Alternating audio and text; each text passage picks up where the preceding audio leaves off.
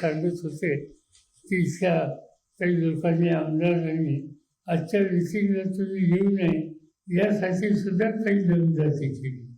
इथे आमदारांनी तशा प्रकारची दमदाटी नाही. मला त्यांना सांगायचे बाबा रे तू आमदार कोणावर झाला. फॉर्म भरायला खून चिन्ह यासाठी नेत्याची सही राहते, ती सही माझी आहे.